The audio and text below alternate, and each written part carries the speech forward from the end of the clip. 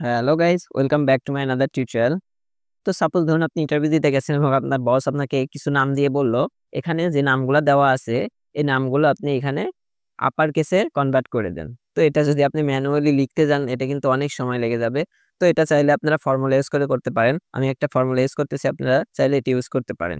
Suppose ধরুন আপনি upper case করবেন, তো চাইলে আপনি এটাকে আপার ফর্মুলাটি ইউজ করতে পারেন। দেখেন, আপার সাজেস্ট করতেছে, আমি কিবোর্ড থেকে ট্যাব বাটনটি প্রেস করলাম এবং এটা কিন্তু আমার সিলেক্ট হয়ে গেল। এবার আমাকে বলতেছে কি টেক্সট, এই টেক্সটটি আমি সিলেক্ট করে দিলাম অ্যান্ড দেন আমি কিবোর্ড থেকে জাস্ট ব্র্যাকেটটি ক্লোজ করে দিয়ে এন্টার করে দিলাম। দেখেন এখানে কিন্তু আপার কেস হয়ে গেছে। এটাকে ড্রপ অ্যান্ড ড্র্যাগ করে দিচ্ছি, এটা কিন্তু পুরো ডাটাটা ফিল হয়ে গেল।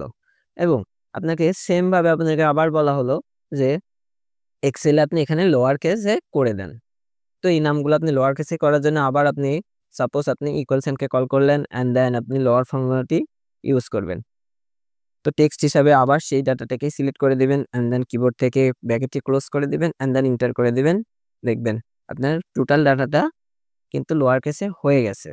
তো এভাবে চাইলে আপনারা নিজেকে এক্সপার্ট করে তুলতে পারেন। এই ধরনের ট্রিক্স রিলেটেড ভিডিও পেতে আমাদের সাথেই থাকবেন। ধন্যবাদ সবাইকে। আসসালামু আলাইকুম।